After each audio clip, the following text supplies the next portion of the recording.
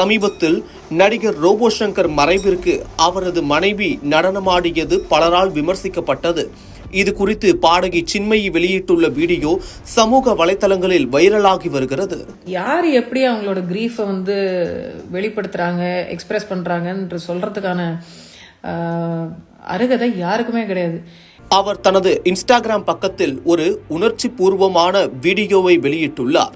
கணவனை இழந்த பிறகு பெண்கள் தங்களுடைய பொட்டு, வளையல் மற்றும் அலங்காரங்களை அகற்றி அலங்கோலப்படுத்தப்படுகின்றனர் என்ற அவலத்தை அவர் சுட்டிக்காட்டியுள்ளார்.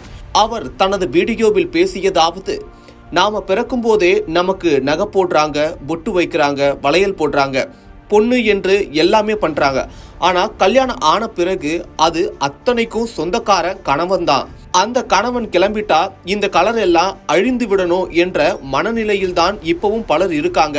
இந்த 2025ஆம் ஆண்டிலும் இந்த நடைமுறை மாறவில்லை என்று தனது ஆதங்கத்தை வெளிப்படுத்தினார். இந்த பொட்டு, இந்த பூ, இந்த கையில வளையல், மோதிரம், நகை இதெல்லாம் நம்மளுக்கு பிறந்த உடனே நம்ம வீட்டில் போடுறாங்கல்ல.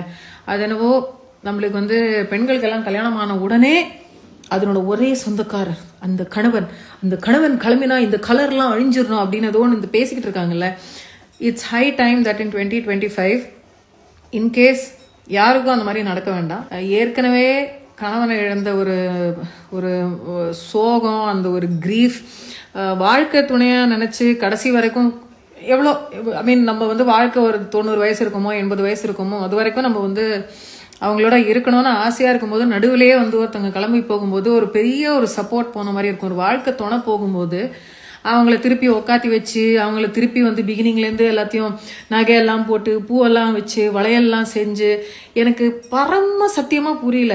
ஐ டோன்ட் அண்டர்ஸ்டாண்ட் வென் இது நம்மளுக்கு இந்த சோகால் முற்போக்கு கலாச்சாரம் தானே சொல்லிட்டு இருக்கோம். பெண்ணியவாதம் பற்றி பேசுகிற ஒரு கலாச்சாரம் தானே. இதை மட்டும் இன்னும் அபாலிஷ் பண்ணுறதுக்கு ஒரு பெரியாரோ ஒரு அம்பேத்கரோ வந்தால் தான் இப்பெல்லாம் முடியுமா? ஏன்னா சத்தி நிறுத்துறதுக்கு ஒரு ஆண்களை தான் கிளம்பி வர வேண்டியிருந்தது. சின்மயி பேசிய இந்த விஷயம் சமீபத்தில் நடந்த மற்றொரு சோகமான சம்பவத்தையும் நினைவூட்டுகிறது.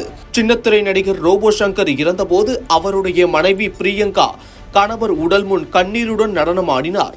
அந்த நடனம் அவருடைய கணவர் மீது அவர் கொண்டிருந்த காதலின் வெளிப்பாடாக இருந்தது என பலரால் சொல்லப்பட்டாலும் சிலர் அந்த துக்கத்திலும் பிரியங்காவின் நடனம் கலாச்சாரத்திற்கு எதிரானது என்று விமர்சிக்கப்பட்டது.